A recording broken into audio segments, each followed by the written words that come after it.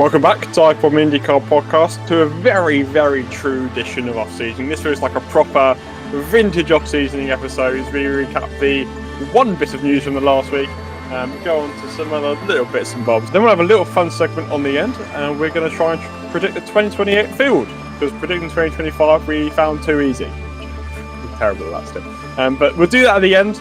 But first of all, we will cover the news. And of course, that comes from Chip Ganassi Racing this week. It's not exactly headline news, but they are downsized to 3, as we all knew, with Kyffin Simpson, Scott Dixon, I was about to say Scott Pillow, Scott Dixon and Alex Pillow in the IndyCar team. And the confirmation, obviously, they're going to go to Internext as well, with a lineup of Jonathan Brown and Niels Coulinan, which we'll probably touch on later. But no surprises with the lineup. We knew this was happening for quite a while. We know Marcus Armstrong's gone to Meyer Shank Racing. They've got this technical alliance going on, or whatever they call it nowadays.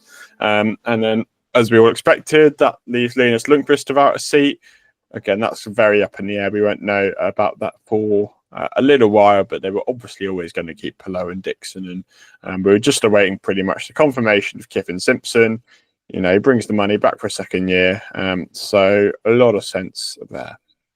Yeah, I mean, obviously, this is a piece of news that's been coming for a little while. But as we've spoken about a few times, I was more impressed with Kyffin than I guess the expectations that people set before the season suggested. I think kind of compared to what people expected of him, he'd obviously not had any headline championship results, for instance, in at the Indy Next level. And I mean, he's very young compared to a lot of drivers as well, but you know, he'd had experience obviously in sports cars, etc. And you know what, I thought he did a decent job. Obviously, you know, you as a Ganassi driver, you think, well, these guys should be competing for championships. But yeah, I think relative to kind of what people expected when he came in, it was a decent year laying, I guess, the foundations. So yeah, we'll see what he brings into this second year. I do think people underrate him a little bit as a driver. I know at the start of the season, I gave him a lot of credit for staying very clean in races, and then he had several successive races where he was caught up in incidents that weren't really his fault. He made a couple of errors through the year, which is natural as a rookie. So yeah, I mean, I'm interested to see how he progresses, but obviously he's a very important part of that team from a financial standpoint. And it's just a shame, I guess, for Linus Lundqvist as well, because, you know, coming in your rookie year, getting 2 podiums, winning Rookie of the Year, and then losing your seat is pretty cruel. But we know the kind of struggles he's been through in his career in terms of, you know, being races or results away from his career being over because he's not got that financial backing, which is such a shame. And I guess another real reminder of the brutality of this sport. So I don't know what's going to happen there. I don't know whether he's still kind of got a contract with Ganassi, because you know, when he signed last year, they weren't going to go up to 5 cars while knowing they'd have to be cutting down to 3 the next year. So whether he's still on their books, they've not got a sports car program directly to put him into. Obviously, they've got the relationship with Meyer Shank. So yeah, I'm interested to see what they do with Lundqvist, whether maybe he gets a drive for the 500, possibly with Ganassi if he is still involved there. So yeah, good news for Kyffin, but obviously there's kind of the cruel element for a driver that really deserves to be in the field.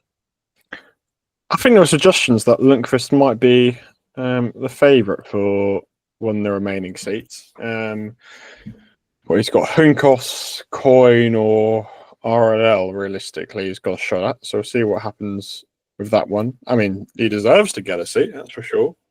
Where, who knows? But it certainly deserves one. Yeah, Simpson. Crunch here, really, isn't it? You can sort of getting away with being a bit mediocre in your rookie season, but now the spotlight will be on him a little bit more. You know, he needs to probably start getting a few top 10s underneath his belt. I'm not saying compete with Pillow and Dixon week in, week out, because that is probably a bit unfair. But get your top 10s, qualify maybe a bit better, because I do remember that being a bit of a struggle for him across the course of the season. those two, you'd say, are the main ones. Qualified better, and looking at top 10, because the average I've got here throughout the course of the season was 23rd, which isn't ideal. So that needs to really take a step up ahead of this season. Moves to number 8, which Lundqvist occupied, sticks with his sponsor and Journey Rewards, just as a little footnote there. But moves to the number 8 car for the season. Obviously, Dixon Palou staying in the 9 and the 10. I was just going to add to that on the sponsor front. The team's 3 main sponsors kind of are American Legion, DHL, and PNC Bank. But if Simpson's remaining with Journey Rewards, they've also got Ridgeline. What do they do with all their sponsors across 3 cars? I guess maybe do they outsource some of them? Indy Next is a good shout. Do they outsource some of them to Maya Shank possibly? Because, as well? I guess Palou ran Ridgeline a couple of times last season. I don't think Dixon and Simpson ever switched. When was the last time we saw Dixon not in a PNC Bank car? Probably about 7-8 years ago, to be honest. Yeah, that's a good question. I don't know. Because I think they signed a new deal with American Legion quite late in the season, so they're not going anywhere. We never really touched on their Shank alliance because it was never really officially confirmed, but Ganassi said they confirmed it last month, which I missed. So it was sort of like confirmed without anybody realising, but there we are. I mean, we sort of touched on it, but it gives Ganassi sort of the same 5-car stable as they did before. It's a win for Shank, obviously, because they get even better resources than what they did with Andretti. 500 as well, if you're looking at Helio, which is obviously going to be a big thing there. That was a place to put Armstrong as well, and a bit of a reuniting for Felix Rosenqvist, of course, as well, isn't it? So, yeah, nice. It literally is loads of just ex-Ganassi drivers just bonding. Yeah, I don't think it was ever announced in like a press release. I think there was a racer article possibly, and then I think Chip Ganassi's kind of just been speaking about it as a thing, and I mean it was long reported. So yeah, I mean I'm interested to see how it works out. It does benefit Ganassi obviously in the sense that it gives them somewhere along with their Indy Next team to put some of their engineers. I know Marcus Armstrong has said that he's sticking with most of his core engineering group despite moving over to Maya Shank. So that's something, because obviously with Ganassi losing those 2 cars, that puts some of their personnel under threat. And obviously as well, losing their sports car team, that's a lot of personnel left kind of without homes really. So yeah, I guess some of them will go to Maya Shank and help that side out. Some of them will end up in the Indy Next team. But that's a lot of good personnel that are they're almost free agents in their own mini silly season themselves, I would imagine. So, I mean, look how well the relationship worked. Especially last season, it really seemed to blossom between Maya Shank and Andretti. So, I guess there's 2 sides to that. I wonder how that will impact Andretti losing that relationship. Whether Maya Shank will indeed go to strength to strength, as it kind of suggests, going from an Andretti team that was, strong by all accounts last season to a Ganassi team that is probably the best in the field. I think you would expect it to work out. I guess there's a chance it doesn't work out, and kind of disrupting that status quo could be a negative thing. But no, I think it's probably a good move for both parties. I'm kind of looking forward to seeing how it shakes out, because Ganassi never wanted to let go of Felix Rosenqvist. It allows them to keep hold of Marcus Armstrong. So yeah, it's enticing prospect. Yeah, I mean, gives them to do with their sports cars gone now as well, obviously. So spreads the resources a little bit. Yeah, it is intriguing because it feels like, Shank. Well, it doesn't feel like Shank did make a step forward this year. That is undeniable. Will they make the same continuing step forward? It'd be interesting, because I'd quite like to see how Armstrong stacks up against Rosenqvist, actually. I think that's quite interesting for me. Rosenqvist, we know, is a good driver, not quite a top tier driver, but a good driver.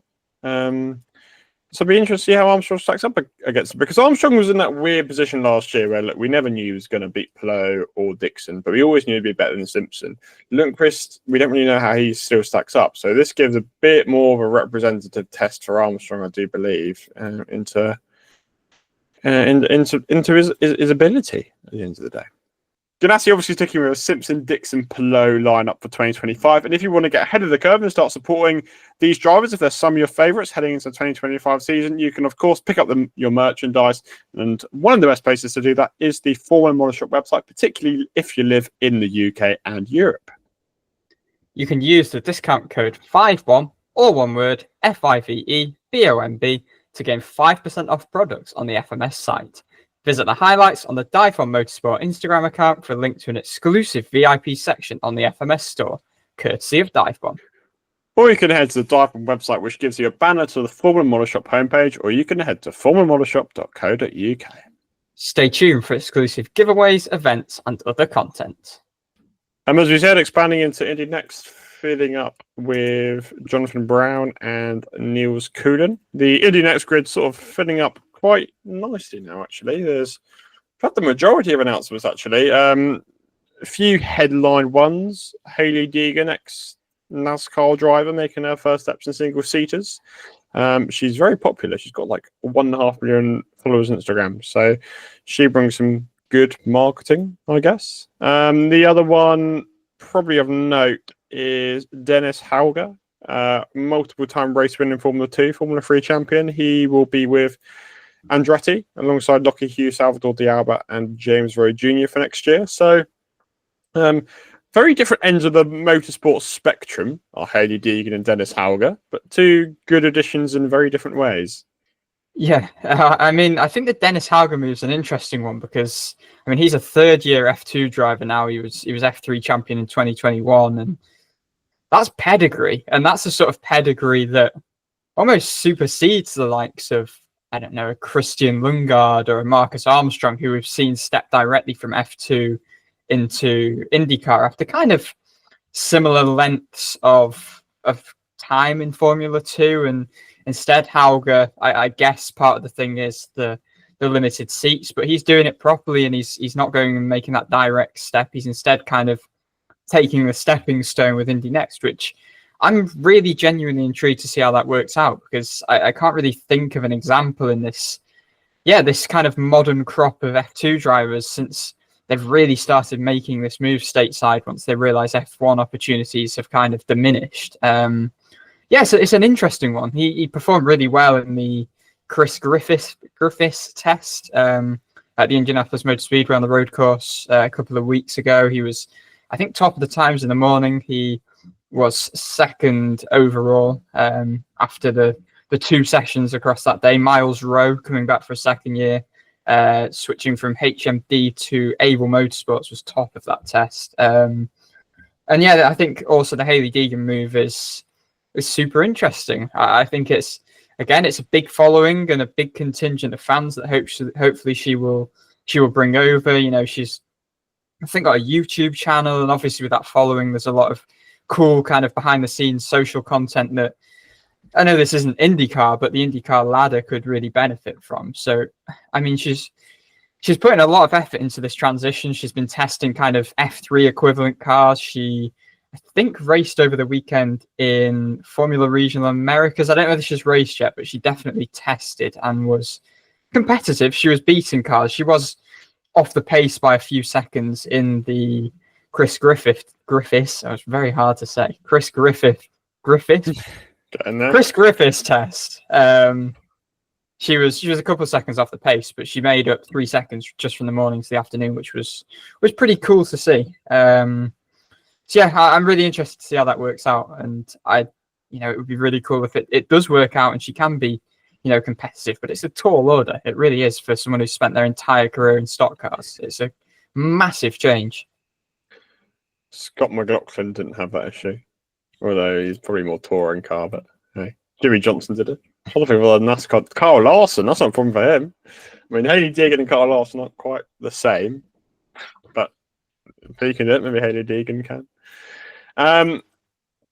Random news: Enzo Fittipaldi is testing for McLaren at the Thermal Club. There are a few others in a minute, but I'll get to them later. I was a big fan of McLaren's statement saying, "For avoidance of doubt, our lineup is set on Pato, Nolan, and Christian." I think they've don't want to fuel any more driver replacement rumors.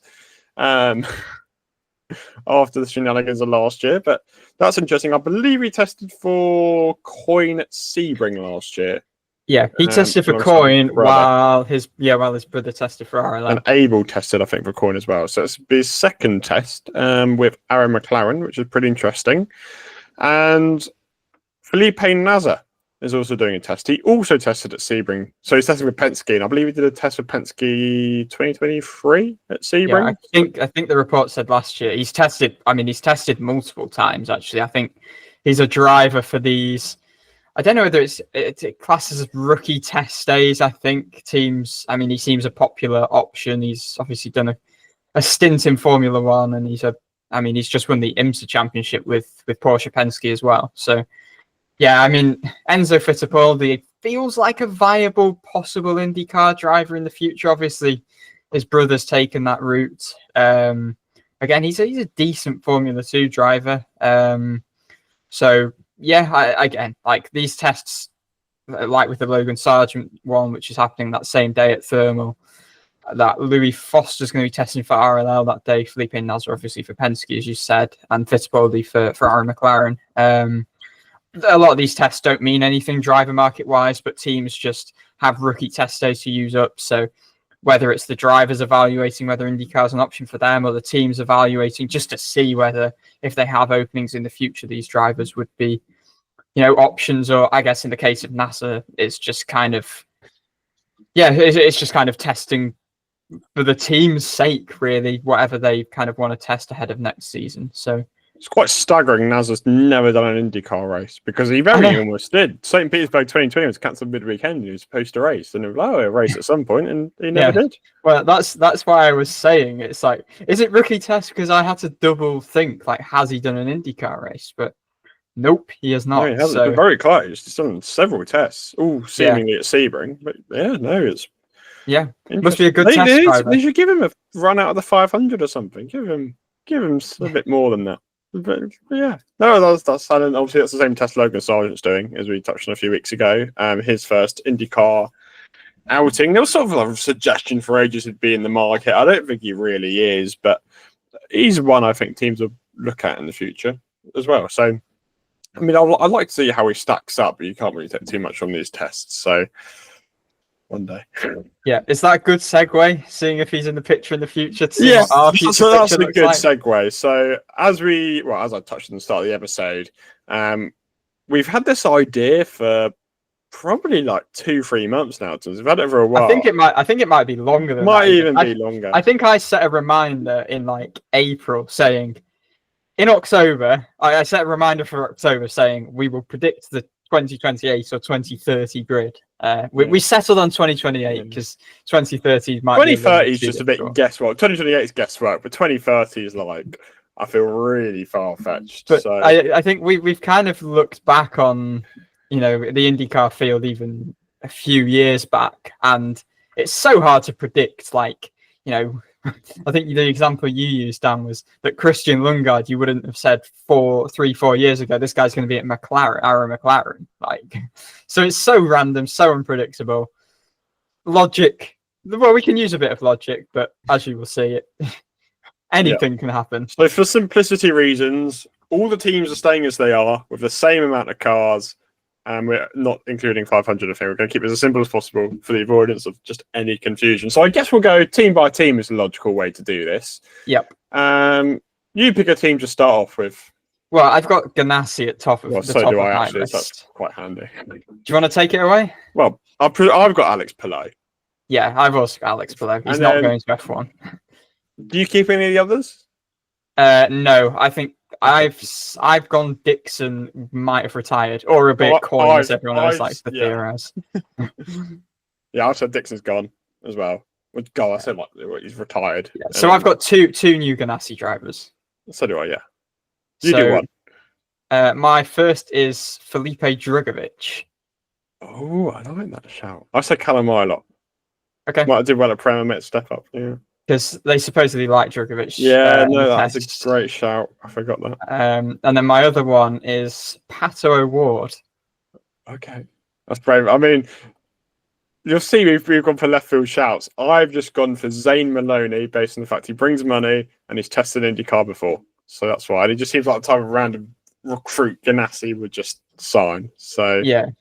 So yeah, Pato, I think, needs to move away from Aaron McLaren in the long run. If they don't make the steps forward that they need to, and they might within a 3-year period. But yeah, for me, I was weighing up Ganassi and Penske for Pato, and I've just gone for Ganassi because I don't know. I've just we don't know. Feels right. Penske, have you kept McLaughlin? I've kept McLaughlin. Yeah, is that the only one you've kept? That's the only one I've kept. Okay, so I kept Newgarden. So I was really tossing this one up because I'm like, Newgarden's 37 at this point. Would he want to move away? I'm not sure, but I still feel like he'd be at the top of his game. And just because of his legacy, I feel Penske would probably keep him for a bit longer. So I have said Newgarden. The third driver I'd imagine you've also picked is David Malukas because his step up to Penske feels a bit inevitable with that Foyt move. So that made sense to me. Yes. Then my third driver is someone I think I've probably mentioned this on the podcast a few times. I think this guy would just be a perfect Team Penske driver. That's Kyle Kirkwood.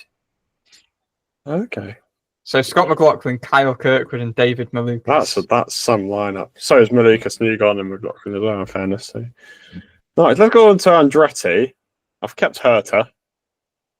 I've kept Kirkwood. I'm just by your reaction, you haven't done either of those things.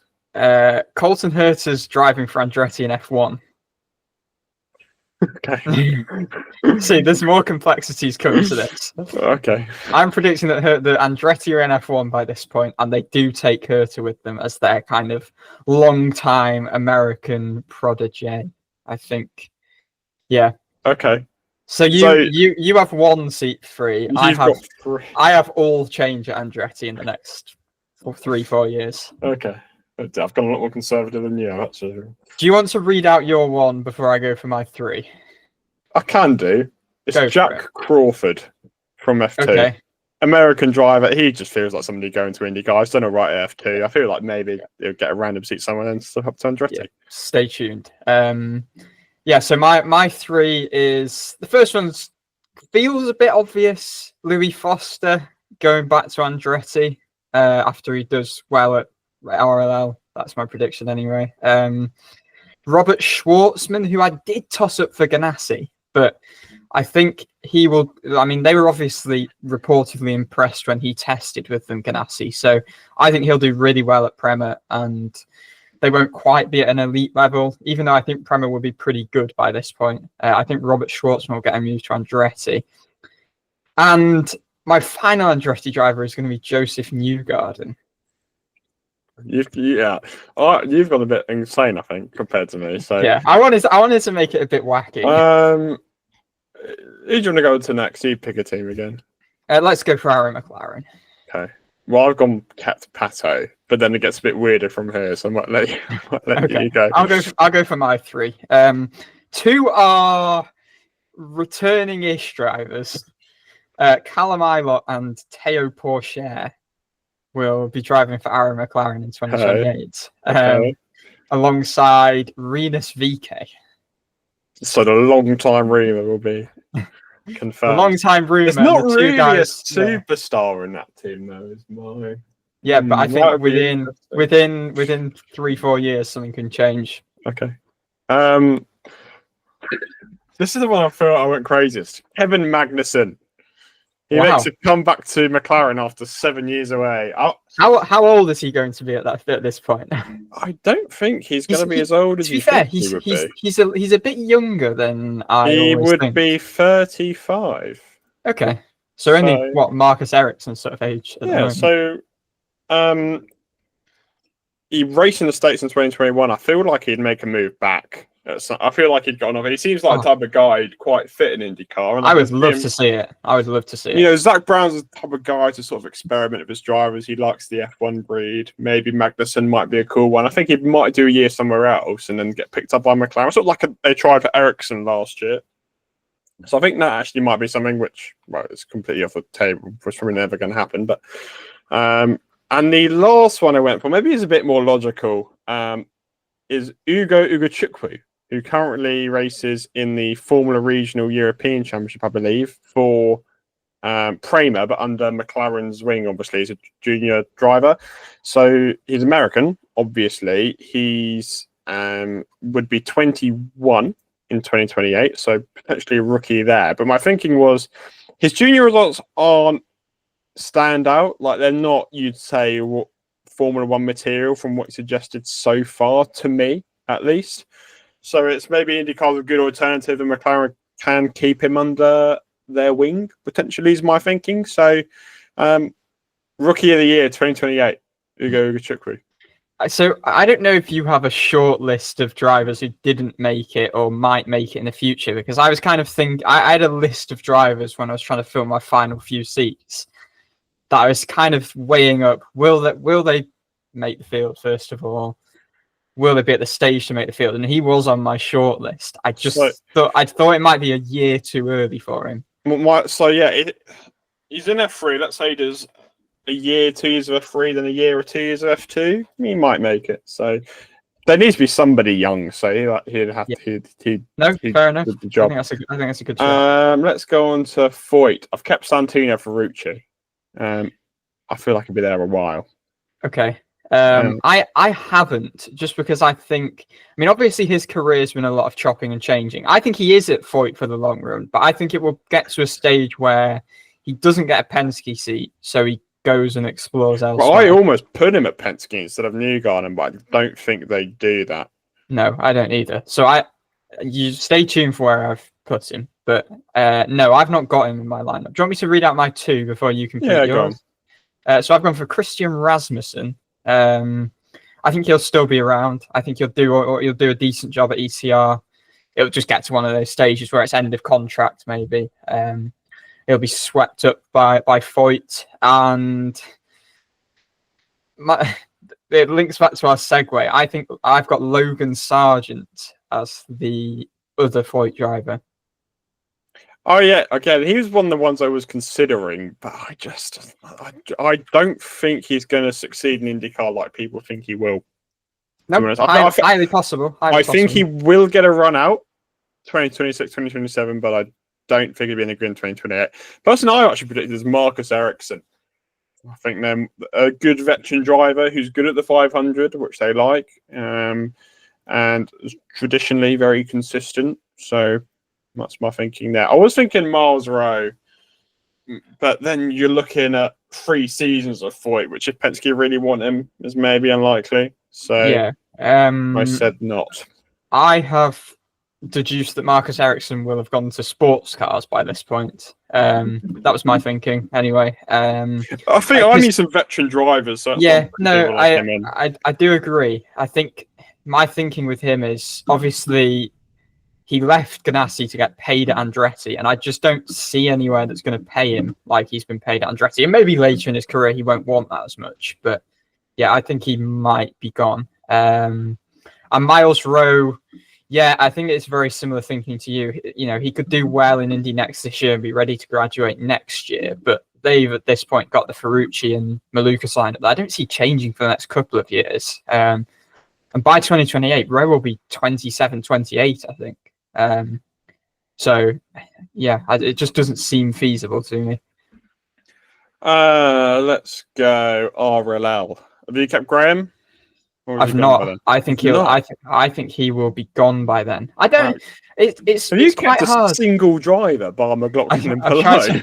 I tried to really change it up because it can be know how changeable it can be, and this is. Yeah, no, I don't disagree. Yeah, you've got a lot of these drivers getting on. I think I can see him going into a bit of a, obviously later in his career than Ed did, but going into a bit of an Ed Carpenter sort of role, maybe taking over the reins of the teams, because he speaks a lot about taking over the reins of the team, and maybe he would do well. I can see him doing the 500 for the next 10 years, Graham, but I wonder whether it's definitely within, he might still be around at this point, but I wonder next 5 years whether, I think next 5 years he might take that slight step back.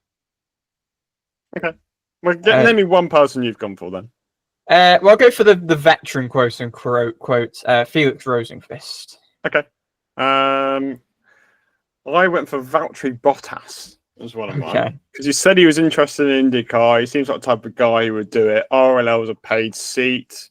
And they're the type of team I think would accommodate him. So I completely overlooked him, but that's a really good shout. And that could happen sooner rather than later. Yeah, exactly. Probably not next year, but so my next one, obviously, you might need a driver that brings funding. So what better than a driver that brings funding is actually pretty good. So I've gone for Nolan Siegel. Okay. My third one is Indy Next graduate. No, Indy Pro 2000 graduate to Indy Next this year, Lockie Hughes. So Australian who won the Indy Pro 2000 last year. So I'd imagine he'll do 2 seasons next, and this might be a second year at RLL. So yeah, he seems like Will Power spoken very highly of him. Look, I'm not going to pretend I know absolute loads about the guy, but won Indy Pro in his rookie season. Came third in his rookie year of USF 2000. So I can potentially see that happening. I can see him as a next champion in a couple of years' time, maybe. Yeah, and my final one, poor Yuri Vips never gets a seat at RLL. I was thinking him, but they are going to have a driver from the European route, someone we've spoken about this episode. I'm going to go for Dennis Hauger to complete their lineup. Okay. Who do you want to go to next? Let's go to Meyer Shank, the next team. Okay, well, I picked Dennis Hauger for Shank. So okay. I think he'll step up as soon as next year. Well, no, for 2026.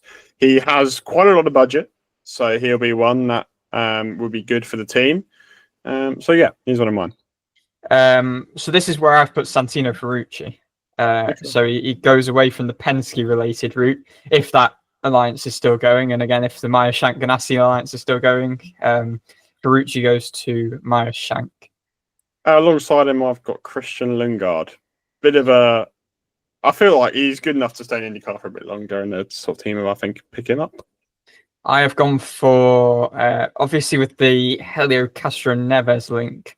I've gone for Caio Collet, who is, I think, supposed to be having a test with Meyer Shank at some point. Helio said at some point. So okay. Well, I went for him for Juncos, so I'll go there. South American, they do love their South American drivers at Juncos, so that's why I went for him. And then alongside, I went for Nolan Siegel. Bit more experience by that point. He's already done a race for the team, brings a bit of budget, so I think that would be a decent lineup at Juncos. Pretty good. I have gone for an all down under lineup at Juncos. I've gone for Marcus Armstrong. He's still going to be around at this point, I think. After a few decent years at Meyer Shank, won't quite break back into Ganassi. And that's where Lockie Hughes will land for me as well. Obviously, he's kind of the standout, kind of not quite like from the sort of Pro 2000 2024 field. He's the one that stands out to me. Let's go Carpenter. I went Rossi will be staying for me at this point, be a proper veteran. And he will, he's on like a 3-year deal already, is what's been suggested. So he'll be properly leading that team forward. And alongside him, I've gone for Louis Foster, who's done well. ECR have made a step forward by this point, and it's a nice, logical move in his career. So I know Carpenter aren't afraid to go for 2 younger drivers. I think if you say Rossi's year maybe is 3 years, my prediction here, he may well go well beyond that, and I could easily see that. But I have Rossi leaving after 3 years. They'll have Josh Pearson in the team. He's been kind of long associated with them. He's still really young. I think he's still only 18. He's done two full seasons in Indy Next. I think he'd done all right in the sort of ladder series before then as well. So I think he'll come into his own. He might end up at Carpenter and feels around the right time in sort of 3 years. And this is where I have Jack Crawford, who you obviously mentioned earlier. Let's do Prema, shall we? My grid is very old. I went for Felix Rosenqvist, reunited to Prema, a lot of experience by this point, and they will keep their philosophy of one sort of young European rookie and one experienced IndyCar driver. So alongside him, I've put Noel Leon, who's going to be racing next year for Prema in F3. He used to be part of the Red Bull Academy. He's done quite a few bits and bobs. As a racing for Prema next year, sort of same time frame as not Crawford, who did I mention earlier? Ugachukwu. Same time frames. Ugachukwu. They'll step up to F2 in 2026, do 2 years there, and head over to IndyCar as a rookie at Prema.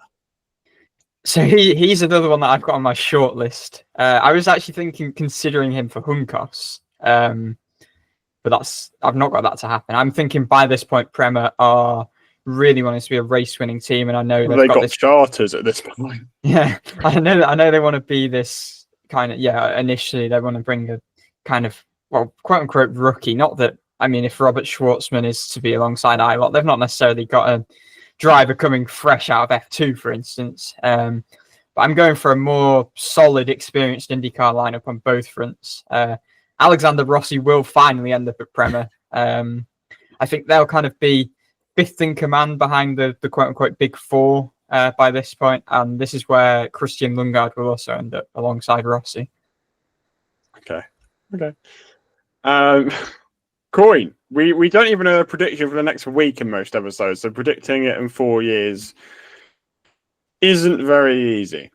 Yeah, you're just predicting. We're working off the proviso that they are a bit more stable by this point. Not my predictions. Okay, go on then.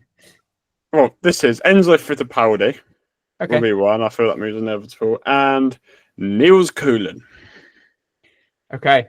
He's going to bring the money. Dale's going to be desperate for it again. And so Coulinan will just get him because he has a lot of money.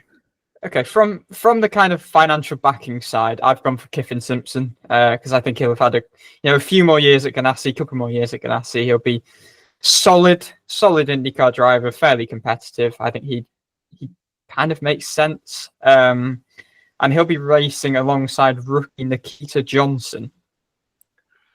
I was very close to putting it for Coin, actually.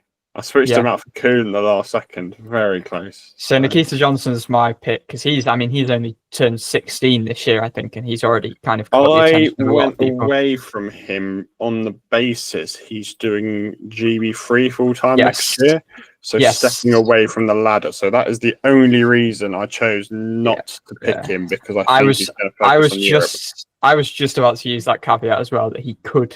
There is a threat that he could move away, but I'm going to go for him for now. As if we're going to be revising. Maybe we should just revise it this time next year. It every single year until 2028. Can we just go into short lists maybe of other drivers that... Because I've got a few that I've kind of... No, I didn't really do one, but name some and I'll see if they come to mind. Okay. Franco Colapinto. Was a very outside mind for Juncos, but I think he's a bit too good. Yeah, but I think he will end up being in F1. Linus Lundqvist, I can see being an Oliver Askew situation where he sadly just can't really break back in. We've spoken about Miles Rowe. Then I've got a couple of Kiwis just because I think that there will be another driver from New Zealand to follow Scott Dixon, maybe under his mentorship. I think Callum Hedge is pretty good. Had a decent rookie year in Indy Next, was very consistent. He had a pretty breathtaking year in Formula Regional Americas. I know you often say, Dan, it's not the most competitive championship, but he had a really good year there. So he's a possible in the next couple of years that I had flipping in and out of my field. Another one, which is probably just beyond 2028, is Louis Sharp, who won the GB3 championship this season. Is going to F3 next year. He feels very IndyCar to me. A couple of others I kind of picked out just from the Indy Pro Ladder USF Championships, as they're now called. Christian Brooks, he did pretty well coming in for Nolan Siegel last year. Again, it's quite hard to judge at this stage. Salvador D'Alba Jr., I can see him getting a run out in the next couple of years. I just don't know whether it will be kind of sustained enough. Again, there's other names like Sebastian Weldon. I think if we were to do 2030, he would possibly be a consideration for me because I think by then he would be late teens, maybe even early 20s. And then just, I mean, from looking the European side, Joshua Dirksen, Paraguayan. Juncos have just taken on board a Paraguayan driver from some Argentine touring cars championship in Indy Next. So we'll see about that one. Sebastian Montoya is not been particularly standout in his few You're years just in naming F3. South Americans for Juncos at this point. Yeah, no, exactly. Paul Aaron is one that I genuinely think as an F2 sort of driver could be possible. Yeah, there's so many names. Luke Browning, if we want a British guy coming over from the F1 ladder. Yeah, they're just naming names. They're all people that I briefly considered. Interesting. Indy 500 predictions. Is Marco still around? Is Helio still trying? Is Ed still trying? Marcus Ericsson will definitely be racing the Indy 500 alongside his sports car VK endeavours. will still be there. VK's there with Aaron McLaren, Dan. No, he isn't. Who else will still be? Will Larson still be trying? Denny Hamlin. He'd be like 48 by then. Is he that old? Yeah. I don't know if he'll still try. That's something. Who else might still be trying? Connor Zilic. Ooh. He'll be running the Indy 500 for Aaron McLaren instead of Kyle Larson. Kyle Larson will have won the Indy 500 by this point. I really like that idea. Van Gisbergen in a Penske alongside McLaughlin. That would be Throwing spectacular. out random NASCAR. That would be fun. I think Helio might be gone by this point. Well, he'd be what? 53? Something like that. I think he might be just gone by this point. He will be 53. I've not really considered this. Like, will Power possibly still doing the Indy 500? Probably a 500 run out, I'd imagine. Scott Dixon, likewise, maybe. Dixon will be 48. So possibly see him running a 500 or two after he retires full time. Will Power will be what? He's a bit older. He'll be 47. Okay. So I'm trying to think who else I've taken off my list. Graham, as I said, I think will definitely be in that ballpark. I don't know about Ed Carpenter, whether he might have called it a day by then. How old is he? He's about the same age as Dixon, isn't he? Yeah. Same age as Power. He's 2 days younger than Power. Just because he's obviously scaling back this year again. He'll have done 3 seasons of that, even more scaled back. So yeah, we'll see on that one. But if he's got 2 young teammates, maybe I want to support them. Maybe. Listeners, let us know your fantasy grid. See if there's anything like ours. Like, I'd be surprised if 5 of these come true by 2028, knowing we can rarely predict the next seasons. But I am quite excited to see how he's pan out in episode 468 of the DIVEBOMB IndyCar podcast. And that was really fun. I really enjoyed that. I'll set a reminder for on my phone. I probably won't have this phone in 4 years' time, but I'll set a reminder for, I don't know, this February 2028.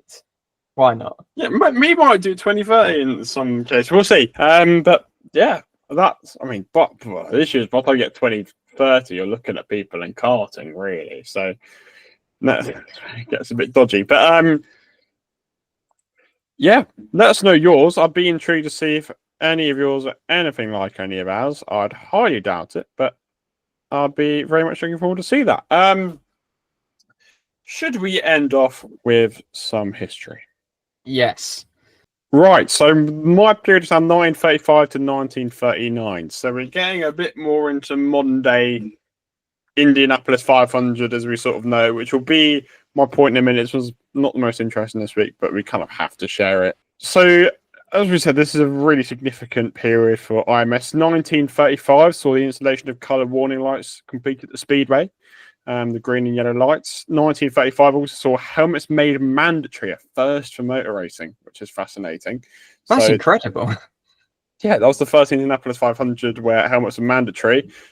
We've never touched on it, but sort of in this period, the entire period we've covered, there's something called a riding mechanic. Have you sort of read into these in your research? I think I think I'm. Oh no! Did I mention a riding mechanic, or did I mention relief drivers with the whole first week? Yeah, so riding. I have read about it. Riding mechanics would literally ride along with a driver in the car. It was a bit crazy, to be honest. But their task was to basically just look after the car during the race. So it was like checking tyre wear, observing gauges, and that sort of things. Obviously, here it's a lot more physical because the track is, I think it's still made out of bricks by this point, isn't it? Or maybe, so it's rather bumpy. The race is very, very physical. So they've sort of been on and off this entire period. And they were mandatory from 1930 to 1937. And in 1938, they were optional again, but no one ever used one ever again, which is quite interesting. 1936 saw the concrete wall removed and safety apron substituted. In 1938 saw the pit wall actually separated from the pit lane work area. If we go to 1939, they used to do 10-lap qualifying runs, which is ridiculous. These were eliminated in 1939. They moved to 4 laps, which we know now, and they've been used ever since, which is a bit of a weird thing. That period. I mean, at that point, 10 laps would take ages as well. Yeah, because the lap speeds are sort of 130 miles an hour at this point. So it's a while. I mean, I'll have to find it somewhere. Actually, I've got it written down somewhere. Viewers, give me a second whilst I find this out. They did it in 12 minutes. Apparently, that's a long time, because I imagine you're going to be completely flat, I'd imagine, at this point. So that's quite crazy if you think about it. 1937 also saw the closest finish until 1982 at 2.16 seconds. There's a whole story as well about this chap called Jimmy Snyder. He took his 10-lap attempt late in the day. They had to waive the runoff due to darkness, but he held the single lap record in this period before it was waived for darkness at 130.492 miles an hour. And the next day, he was miles slower, although he still did to finish an average of 125.2 miles an hour, who was the fastest qualifier in the field. Anyway, this guy was rapid, but he dropped out of mechanical trouble. But I'm actually going to go to 1936. I imagine most of you know why, which I'll start off with, which is famously Louis Meyer becoming the first person to drink the milk. He celebrated a bottle of buttermilk, as we said, which started the tradition of serving milk in Victory Lane, as we sort of all know now, and is one of the key traditions of the Indianapolis Motor Speedway. The reason why Meyer was told to drink milk is his mother encouraged him to drink it on hot days. And obviously it's a very hot day at the Speedway, so he asked for a glass of buttermilk, and tradition has continued ever since. It was briefly stopped, but it sort of continued from 1956 as it became a ritual as companies became sponsors and promoted their products, etc., etc., etc. But 1936, a lot of other traditions that people don't actually know about, I feel. So it's the first year that the Borg Warner Trophy was used. In 1936, and a small replica was officially presented to the winner after the race from 1988 onwards. But that's when we first had the Borg Warner Trophy. This is when the race winners start to be awarded a pace car, or at least a replica of the pace car as well. So this happened in that period as well. And in 1936, they also had the first ever rookie orientation program. So this was the first time drivers had to obviously show their skills in practice, and this will sort of happen in the build-up rather like it does in April nowadays. So the reason why 1936 is so significant isn't only because of the milk, but you've got the pace car being awarded to winners, you have the Borg Warner Trophy, and you have rookie orientation practice. So I sort of see 1936 as the beginnings of the Indianapolis 500 as we know it today. Yeah, it's a lot of traditions born in 1 year. Yeah, quite bizarre, but there we are. All right, so that's it. As we said, the news for Ganassi, a bit of testing recap, and of course, a fun little segment on who we predict the 2028 grid to be. We'll obviously do plenty more of these segments heading into the rest of the off-seasoning. I do apologise. Our last 2 episodes haven't really had much news to talk about. We've brought to you, hopefully, 2 pretty interesting segments, and long may it continue. Like every episode has been and will be for the next 4 months. We have no idea what's happening, how long is left on the counter. 116 days until practice gets underway in St. Pete, which will be 115 by the time this episode drops on Tuesday. Excellent. So, not long to go. Well, not long to go. I mean, compared to we started at like 16 weeks. Yeah, we started at about 160. I think we've now got 16 weeks left, which, I mean, 116 days doesn't sound like a lot, but it is still the best part of 4 months. Third of a year, isn't it? So it's not, I'm not really getting too. But we are getting on for 2 months since the season ended, so we are, you know, we're over a quarter of the way through. And we haven't completely ran out of ideas. Oh, we've got lots of interesting stuff coming. Stay tuned. Hopefully, stay tuned. Again, we don't know what's on next week, but stay tuned. We'll have something. But for this time, thanks very much for watching. Thanks very much for listening. And of course, we will see you next time.